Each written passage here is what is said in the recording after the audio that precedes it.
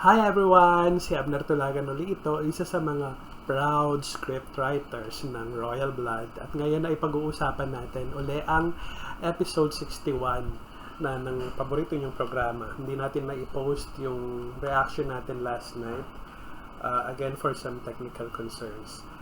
Pero gaya ng nakita natin from the previous episode, nalaman na ni Beatrice na may nanadyang mag-tamper ng brakes niya kaya siya na-aksidente. So, at sinabi rin ito kay Napoy ni Sergeant Queenie kaya't mabilis siyang umalis ng ospital para hanapin kung sino ang taong yon na naging dahilan ng pagkabingit sa kamatayan ni Lizzie. Nung chine-check na yung CCTV para malaman nila ito ang bumuluga sa kanya, sa kanilang lahat, si Andrew pala ang nagtamper ng brakes. So nagalit si Margaret, nagpatawag ng pulis kaya tumakas si Andrew. Si Beatrice naman ay pinipilit niyang mag-move on na si Margaret, wag nang magmukmok. Ganon din si Louis. At si Andrew naman ay iniwan na yung sasakyan sa pagtakas niya. Pero may pumukpok sa kanya at ito ay walang iba kundi si Napoy. Nakitang-kita sa mukha ang kagustuhang gumante sa ginawa sa anak niya. At eto na tayo ngayon. Oh. Gising ka na pala. Buti ikaw, gising ka na. Pero yung anak ko, tulog pa rin dahil sa'yo! Galit na galit talaga si Napoy kay kay Andrew sa nangyari kay Lizzie. Hindi mo alam na sasakit, pero ito, alam mo ba to? Kaya kong pumatay para sa anak ko. Ibig sabihin, kayang-kaya kitang patayin. Napoy, wag. Dahan-dahan.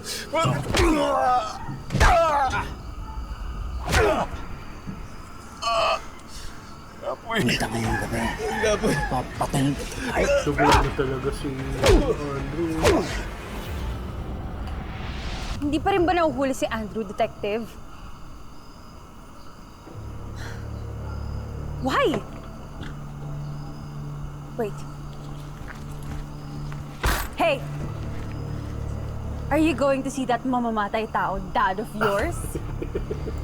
Galit na galit talaga si Beatrice. Pati si Louie pinag-iinitan.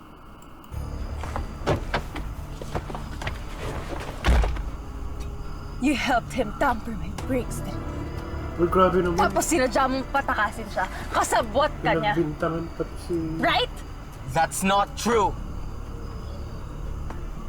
Now, can you just get out of my car?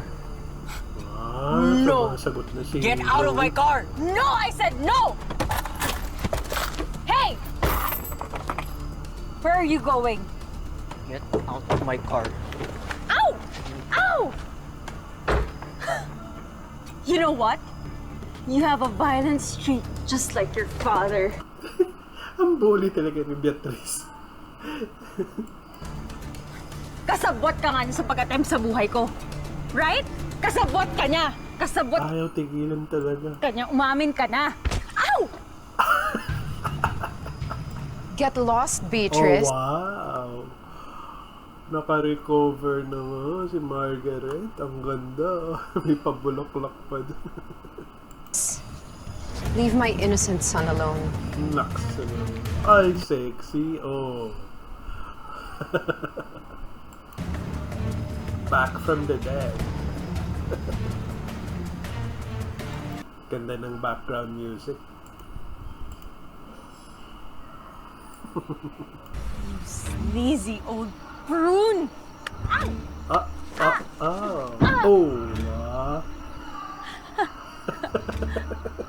So you're back in the game.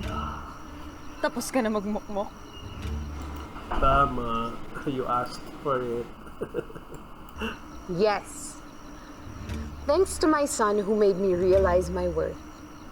So yeah, let's pick up the game where we left off.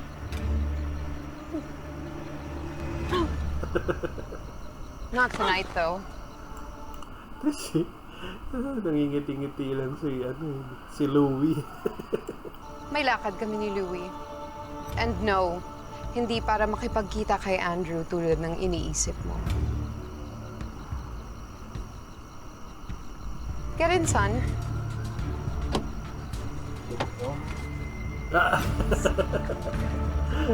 Akala ko may iwan ni Margaret yung bag eh. Ganda. Ganda ng eksena. Pero ngiti-ngiti yung bata.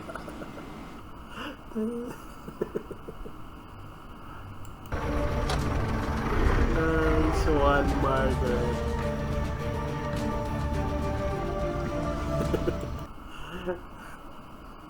Ay, ito pa rin. Tinasa niya kay Dami si Lizzie. Hello. Sadya? Bakit? Puso.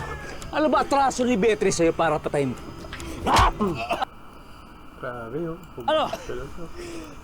Oh. Kitang-kita mo yung fear sa mukha ni Andrew. Nagre-register talaga. Ang galing. Si Margaret nung niputo sa akin na Oh. patayin si Beatrice.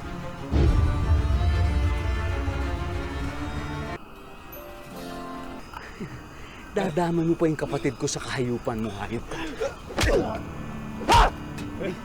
Nakakahiya ba sabihin pero sunod-sunod na ako kay Margaret.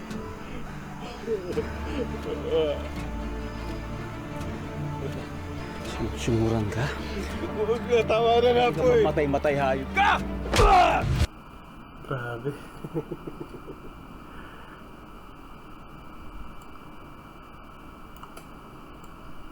Ulitin natin kasi ang tindi ng actingan nila rito dalawa eh. Gusto ko. Pero sunod-sunod na ako kay Margaret. Habang bugbog sa lalim, naiiyak na siya eh. Oh. Sumuran ka? Huwag na, tama na nga po eh. Matay-matay, hayop ka! Lizzie! Nakakayaan yung nangyari sa anak ko eh. Ito, papatay sa'yo. Kitang-kita mo yung fear sa mukha ni Andrew. Ang galing. Talagang ang ganda ng actingan nila rito. Oh, ayun oh. Wala lang akong slow motion. Wala, sino to?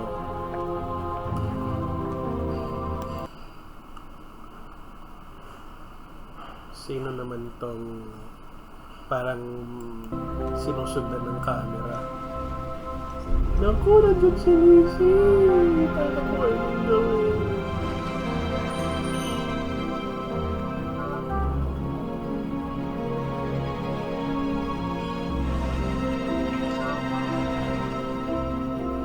Ayun o.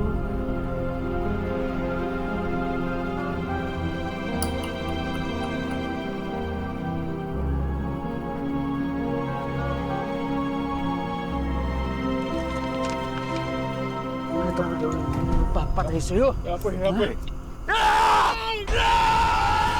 Galit na galit siya, ano? Nako.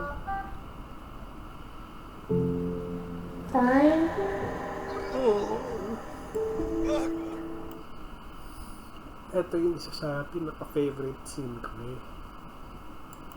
Sila lang naman po ang may ayaw sa inyo eh. Kayo tay, gustong-gusto niyo sila.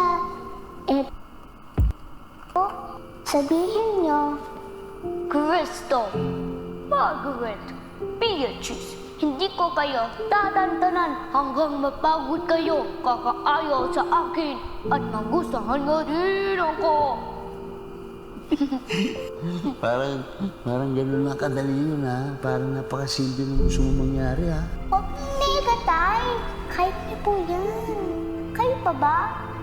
Eh, ang dali-dali niyo mahalin. Ako po kasi ko po kayo, tay. Kahit masakit po sa kwarto natin, kahit po araw-araw sa dinas po lang natin, basta kasama ko po kayo, tay. Sanggang dikit po tayo eh. Naalala niyo at that point na kasi dahil kay Lizzie umabot siya sa pinakamadilim na parte ng pagkatao niya. Dahil sa galit niya kay Lizzie, dahil sa galit na nangyari sa anak niya. Kaya gusto niyang pumatay sa galit ni kay Andrew.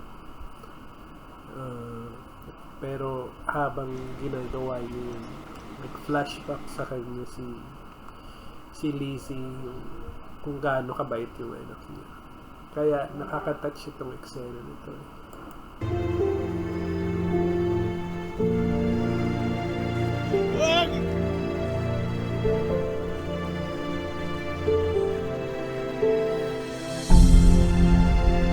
Moment niya to. Ito yung moment ni Napoy. Ni Ding Dong as Napoy. Binitawan niya. Muntik na siyang maging killer.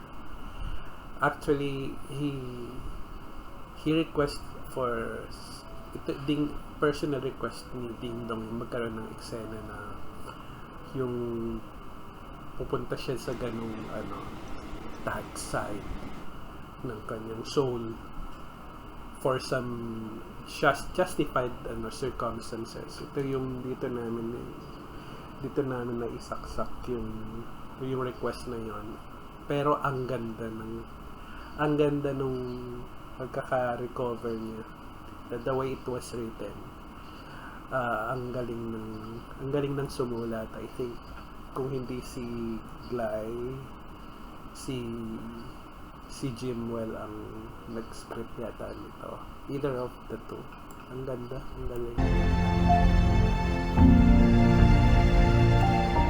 Yung kung paano naka-recover si Napoy from the dark side of his soul. Ito yon ibinalik through Lizzie.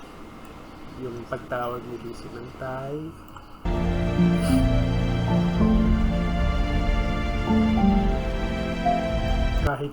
Kahit shocked siya na muntik niyang magawa yan.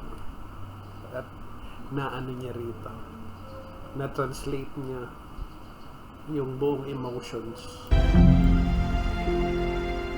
in just one scene, in just one sequence. Hey, Lucy. Ako si Dr. Annalyn Santos. Ito na si Doc Annalyn. Kamusta yung pakiramdam mo? Doktor na po kayo? Yung bata niyo pa po? Akala ko po kasi angel po kayo. Kala ni Lizzie, intern lang si Doc Annalyn. Thank you. Si tatay po. Wala si tatay mo eh. Pero andyan yung ninang Tasha mo. Kayo po ba nang paggaling sa akin? Thank you po ha. Naku, Lizzie, hindi ako. Si Doktora Salido. Kaso umuwi na siya kaya binilin ka niya sa akin. Kumusta na ba yung pakiramdam mo? Okay naman po. Pakisabi po kay Dr. Salido, thank you po. Alam mo, dapat mag-thank you ka rin sa sarili mo. Kasi, fighter ka. Magaling ka, ha?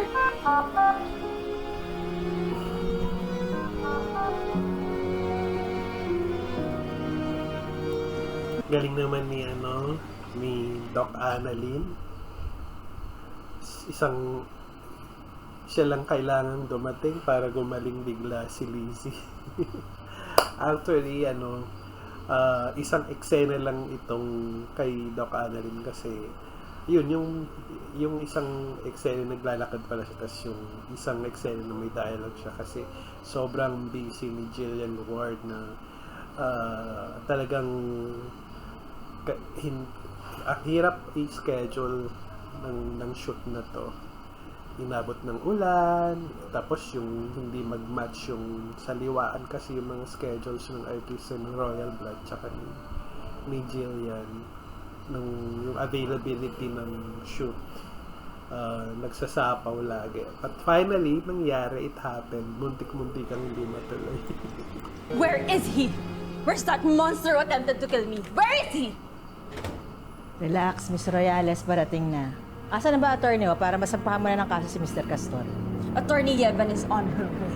Very good. Ayan na. You filthy pig! Calm down. Ala! Tinutukan niya yung sira outlet. Tinutukan ng baril yung mga pulis. Beatrice, huwag mo gawin yan. Beatrice. Ala, Diyos ko. Delikado yung pag napatay. Patayin mo yan, talo ka.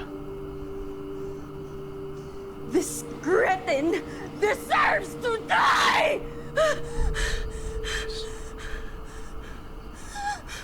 Beatrice.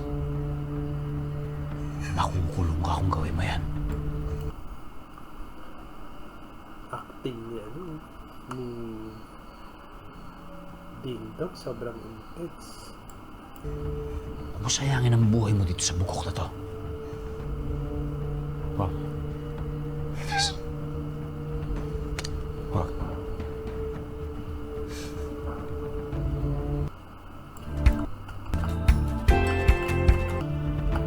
Duguan pa talaga yung kamaon ni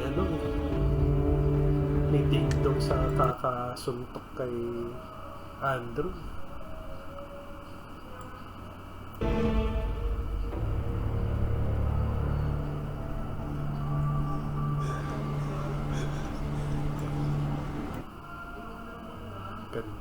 Ganda ng eksena.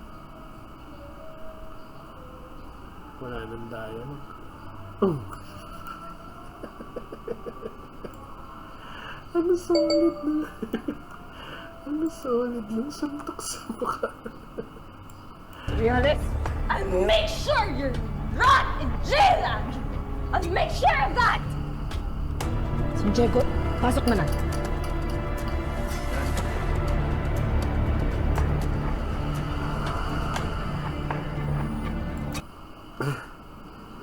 Ang tindi naman.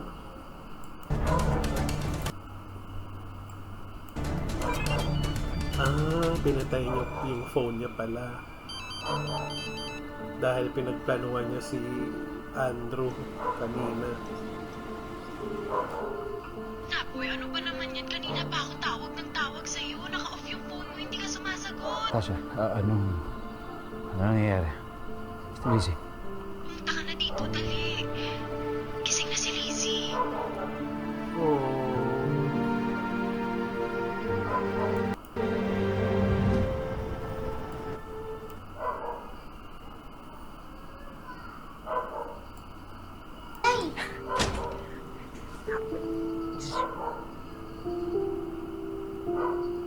Ay, nako.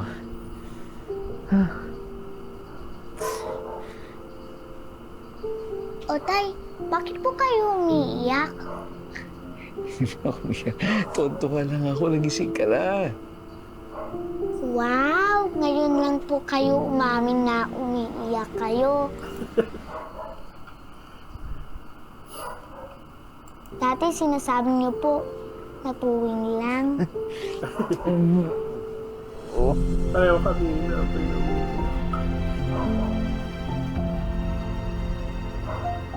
Ay, nako. Salamat. Ganun kasi umarte ni Lizzie. Teka lang po tay, naiinigi po ako. Halika, baby girl. Samahan kita. Halika. Sige. Punta tayo ng CR. Ay, sandali. Ingat. Dahan. Kaya mo? Ha? Tash, bahala ka na. Dalawang beses na ako Hindi ko na ibabalik sa mga royales ng apo ko. Pwede mo ko i-demanda and I'll face you in court. Dalawang beses na ako napaiyak ni dahil kay Lizzie. Pero ito si Lola Camila nawala Anywhere, anytime. Hindi na ako kailangan. Dahil sa inyo na muna kami uuwi ni Lizzie. What?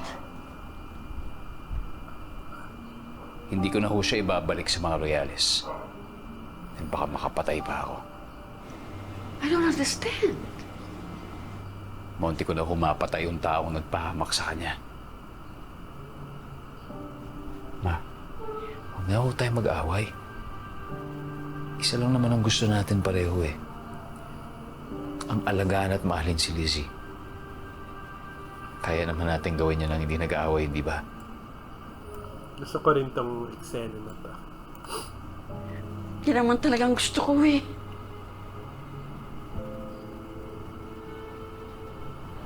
Pasensya na ho kayo ha. Kung naipagdamot ko sa inyo si Lizzie. Issue to ng maraming lolo't lola. Yung nagkakadamutan ng apo. Siguro ang sakit-sakit din ano.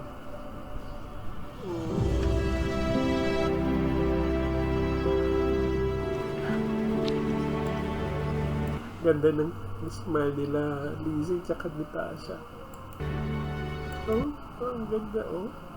Nakakatawa. Amaze na amaze. Ang galing niya umarte. Yay! Bati na po sila!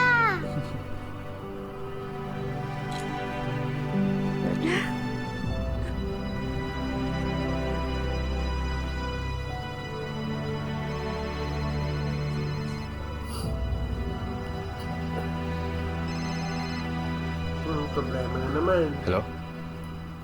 Sarge?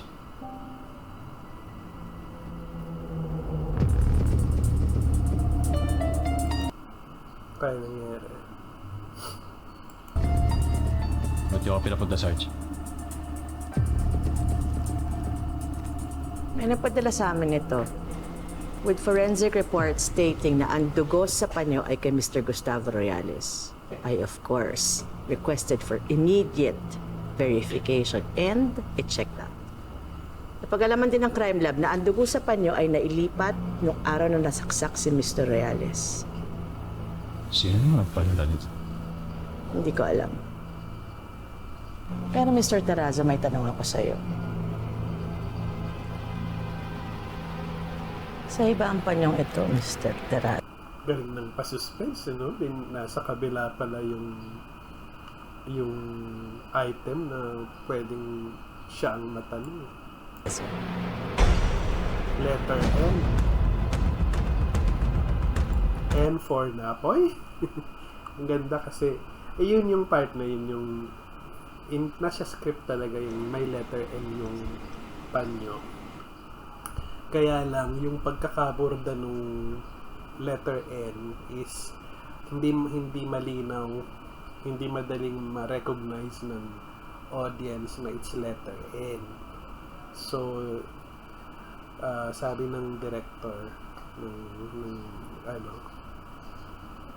ng proponent na linisin yon. So, through computer graphics, inayos mabuti yun para mas luminaw na, mas recognizable yung pagiging letter N.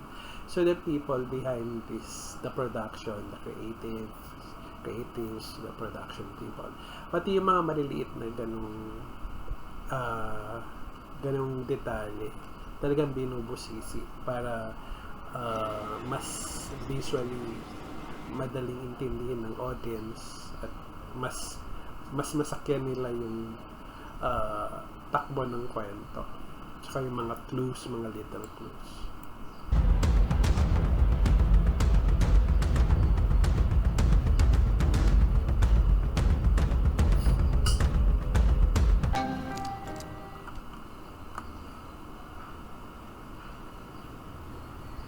Hindi sa akin itong panyong to.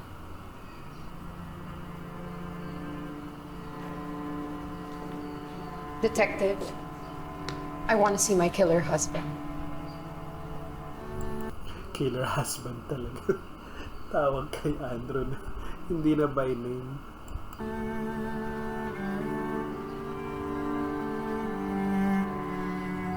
Bakit nasa iyo yan, Napoli? That's Andrew's handkerchief. Sigurado ka, Mrs. Castor? Of course I am. Parehas kaming may ganyan. We bought it in Nice in France last year. Kaya may initial na N. Oh, hindi pala Napoy yung N. It's Nice. From France. Lugar ng mayayaman. Pero yun sa akin nawala ko na. I lost it in Singapore 3 months ago. Talaga yung mga gamit sa abroad. Sa abroad nawawala. Binibili, nawawala. Wait, is that blood? Yes, Mrs. Castor. It's the blood of Mr. Gustavo Royales.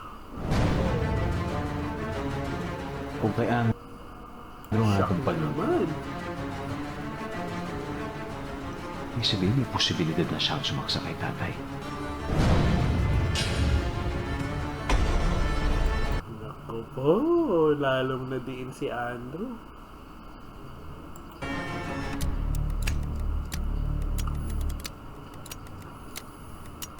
Hindi nga sa akin yung panyong yan. Sinasabi mo ba nagsisinungaling si Mrs. Castor?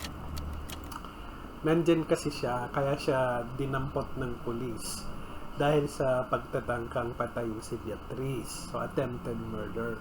Hindi dahil sa pinatay niya or what si Gustavo Royales. But, because of this evidence, madadagdagan ng kaso ni Andrew. If ever. I need my lawyer. Ayun, ang sagot na niya, I need my lawyer.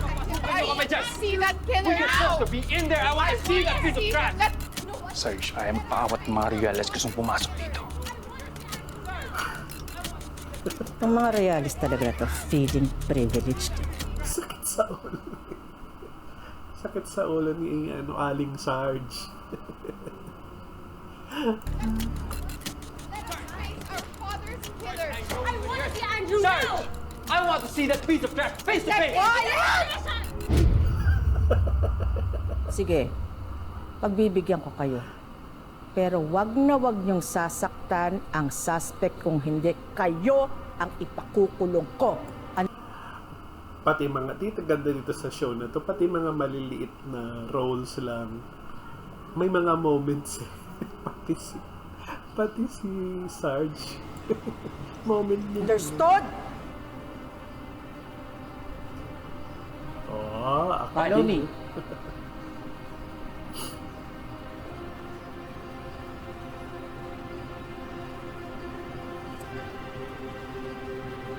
Wala. There you are. Sir! Sir! Hayop ka.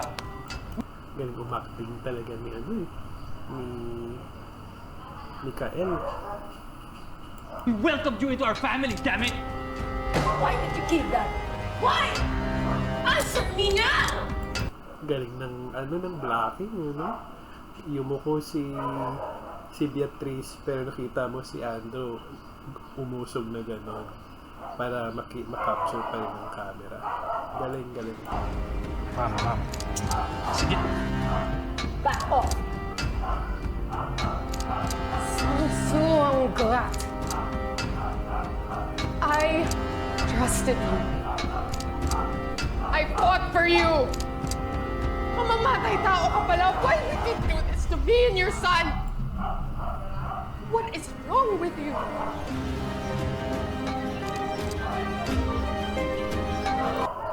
Isa sa pinakamahirap sulatin talaga yung ganyan. Kasi ang daming characters at lahat sila bibigyan mo ng moment. So mahirap siyang sulatin at medyo mahirap din siya sa production. Kasi kailangan may enough space ba? Hindi lang sa tao kundi sa camera. May enough space ba sa camera na hindi sila nahahagip ng camera, so, from one camera to another. May sapat na ilaw ba? Kasi ayan hindi lang sila talaga yung tao dyan may mga production people pa dyan, so yung space importante. So yun, so napakahirap sa director, so hands off talaga. My hats talaga sa kanya. sa ganitong mga moment. Hindi nga ako pumatay kay Dad. Hindi ako. Ayaw maniwala sa akin. Oh, such a liar! Hindi ka pa ba tapos? Bakit ba hindi kayo naniniwala sa akin? Galing talaga, oh. Tingnan mo, oh. Pumatay kay Dad. Maniwala ka sa akin, Han. You're a liar. You're a liar! Lahat yan, no? Lahat yan, i-direct mo yung mga emotions nyo, actingan nyo. Talagang taas kamay ang aking paghanga sa production people, lalo kay direct sa bagay na to. Pati sa Nakakainis eh!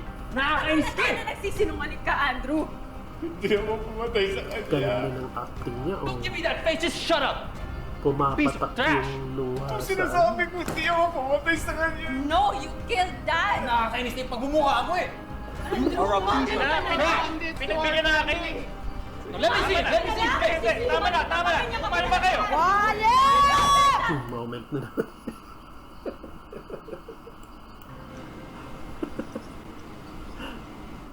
Ano, kids? Tapos na ang tantrums? Kalmado na kayo. Yes? Inhale, exhale. Yes? San Diego, escort them out. Tara na ho, ma'am, sir. Galing Tara na, oh. ng bato ni Sarge. Nakakalis na ho kayo. Mga linya niya. Galing niya. Hindi siya nagpatalo sa actingan ng buong cast.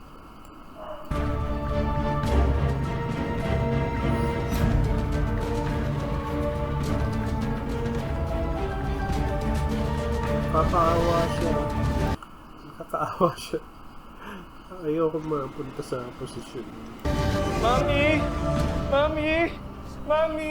Ano nangyari kay Archie? Kasi ma'am, nalaman niyang hindi na babalik si Lizzie. Aalis na po kasi sina Sir Napoy. Talagang ito na yung nag-iba na itsura ni Diana.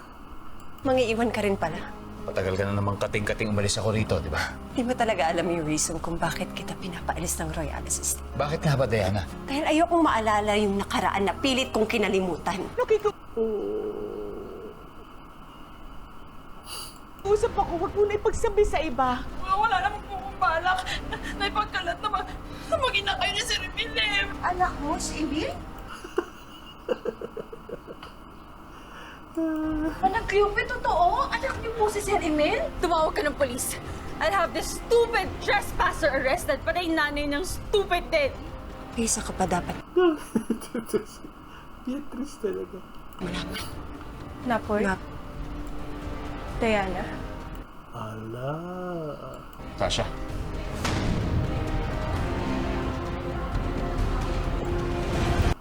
Galing. Ganda. So, punong-puno yung yung buong episode for today.